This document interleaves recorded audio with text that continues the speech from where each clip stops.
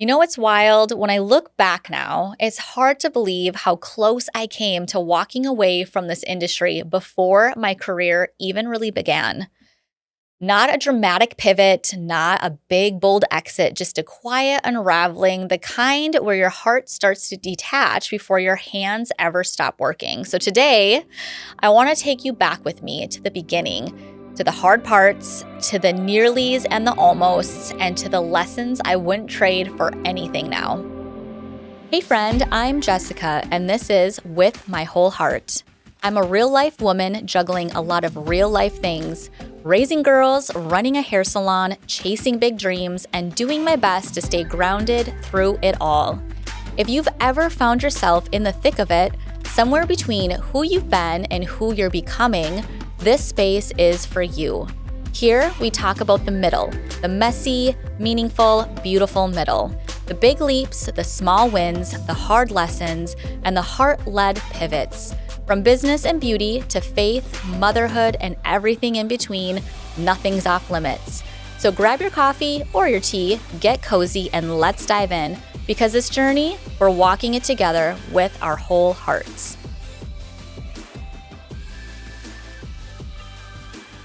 Let's start where it really began, my first salon job. I was still in beauty school, engaged, preparing to get married, and ready for my life to begin. I was only 20 years old, and I got sought out by another salon owner in town.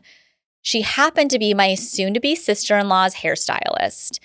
We met when she did her wedding hair, and afterward, she approached me about working for her. Of course, I was flattered. What new stylist wouldn't be? Being seen, chosen, and invited into a salon felt like confirmation that I was on the right path. So, of course, I said yes. It was a small 2-chair boutique salon, quaint and charming, with just enough space to feel intimate. She talked about big dreams, said I reminded her of herself, mentioned that maybe one day the salon could even be mine. And when you're young and eager, you cling to that kind of belief. But once I started, the cracks started to show. There was no onboarding, no growth plan, no employee handbook or training systems. It was basically, here's your station, figure it out. And I did, as best as I could. I said yes to everything. I was too afraid to ask questions, so I just tried to stay busy and not mess up. She'd send me to the beauty supply store to restock back bar, and I just do it. Even though I had no idea what I was doing yet, I just kept my head down and worked really hard. I wanted to make her proud. I wanted to make something of this opportunity, but there wasn't a path laid out for me. It was more like survival than strategy. This was back in 2006. We didn't have Instagram. We didn't have online booking or websites or Google reviews. There was no credit cards on file. No brand building from your phone. You grew your clientele through referrals, business cards, and good old-fashioned hustle. And honestly, I didn't mind that part.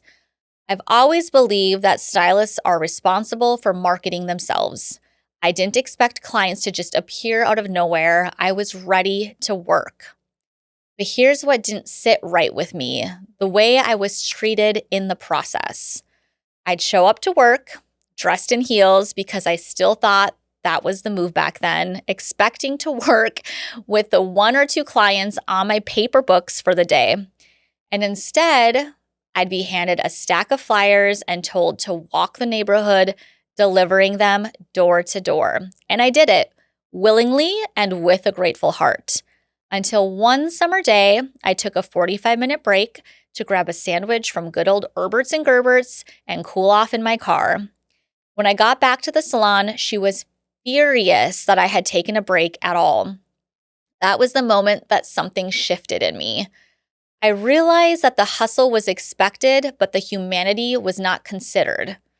There was no concern for how I was doing or what I needed, just what I was producing. At the same time, I was slowly starting to gain traction. I had been there for about 8 or 9 months. Things weren't exploding, but they were growing. And some of her clients were beginning to request me when she wasn't available. That's when the energy started to change. It became clear that my own growth wasn't something she was excited about. It wasn't something she felt, it was something that she actually felt threatened by. The tension was subtle at first, but it grew. Then came the moment that unraveled everything. From the beginning, we had an agreement. One she offered that I could do my mom's, my aunt's, and my mother-in-law's hair at cost. They would just pay for the color that we used. Well, one day after doing their hair, they left me 2 personal checks written out to me just as a thank you. It was right before my wedding, and they wanted to bless me with a little gift to help with the cost. The money for the color was already in the till, just like always. She walked into the salon later that day, saw the check sitting on the counter, and immediately assumed I was stealing from her or taking advantage.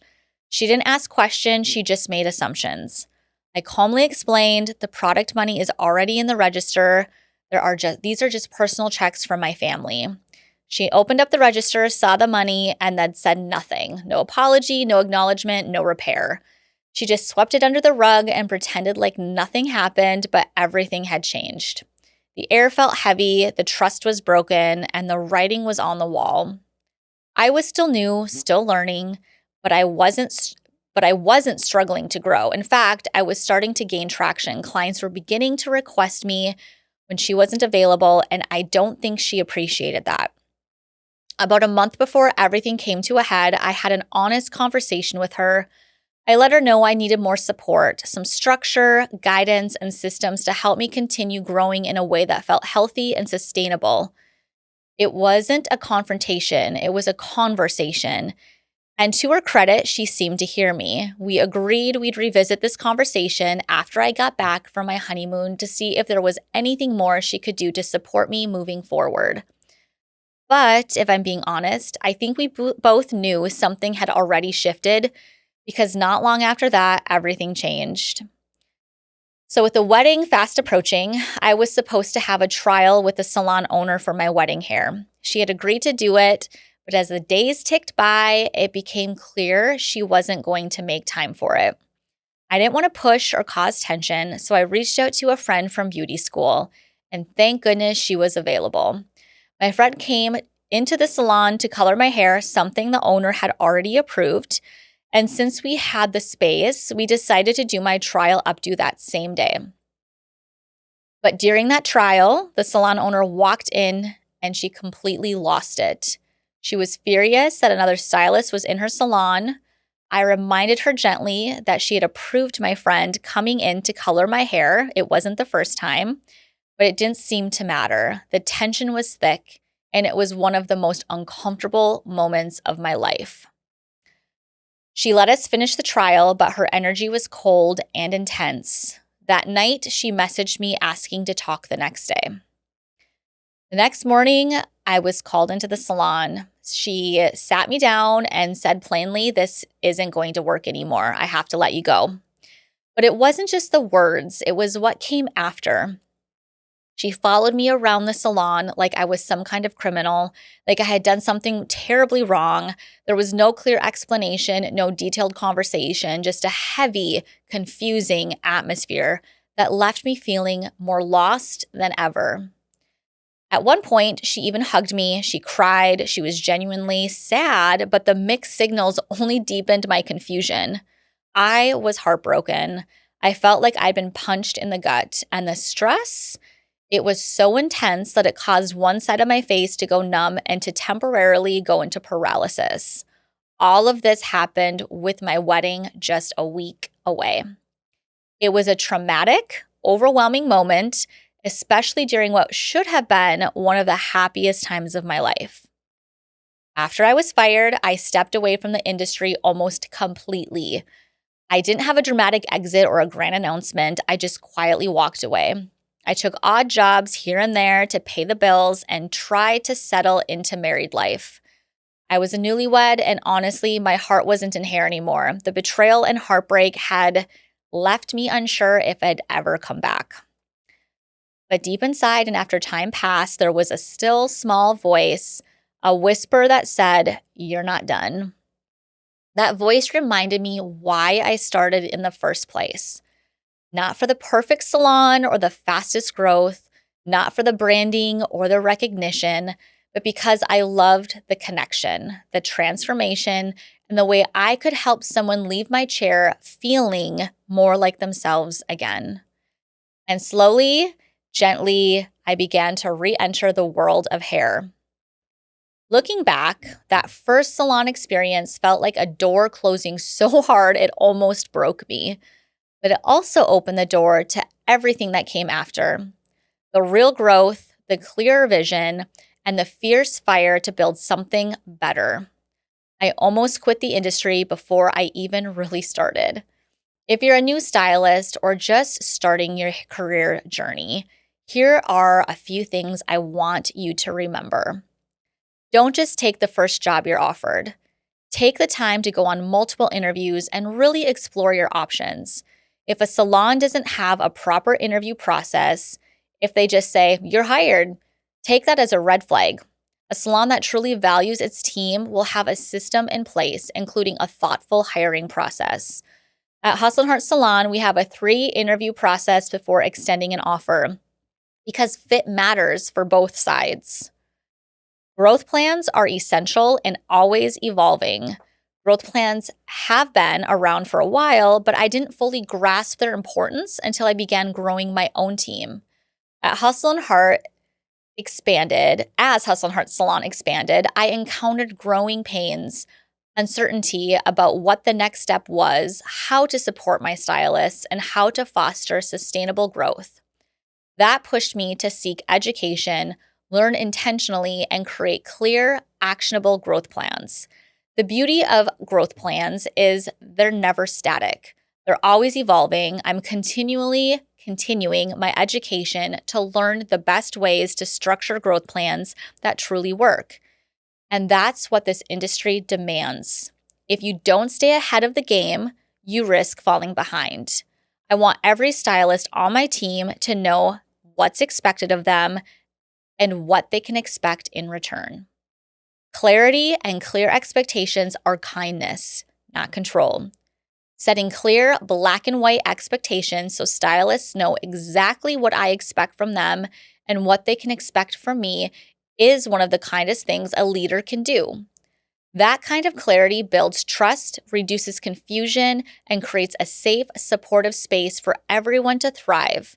It's not about control, it's about respect, kindness, and empowerment. Find a mentor and a supportive community. Surround yourself with people who inspire and challenge you. When you're fresh out of beauty school, look for salons that offer assistant or co-stylist programs. Those programs provide a gradual, supportive way to build your clientele and confidence. I've seen firsthand how these programs set stylists up for success. I'm so glad that I didn't quit because sometimes the hardest endings lead to the most beautiful beginnings. Hustle and Heart Salon wouldn't be what it is today without the lessons I learned from that experience, and I wouldn't be who I am today without those lessons. Would I want to go back and relive it? Absolutely not. But would I want to erase it? No, not for anything. When I look back, I try not to place blame. The salon owner didn't have all the tools or education she needed either. Back then, salon education and leadership training weren't really accessible the way they are now. There were no podcasts or management books geared specifically towards the salon industry. It was a different time, and we were all figuring it out as we went. That context doesn't erase the pain or the struggle, but it does remind me that growth comes from understanding, compassion, and perseverance. If you're feeling stuck or unsure, remember, your story isn't over, your dream isn't dead. Hold on to your hope. Keep showing up for yourself because your next chapter is waiting. Thank you for spending this time with me today. Your time is valuable, and I'm honored you spent it here. I hope something in this conversation met you right where you are. If it stirred something in your spirit or spoke to your heart, I'd truly love to hear about it. My DMs are always open. I love connecting with you. And as you go, just remember, you're not walking through this life alone. Until next time, stay grounded, keep showing up, and keep leaning into the purpose that's been placed on your heart. I'll be right here, cheering you on with my whole heart.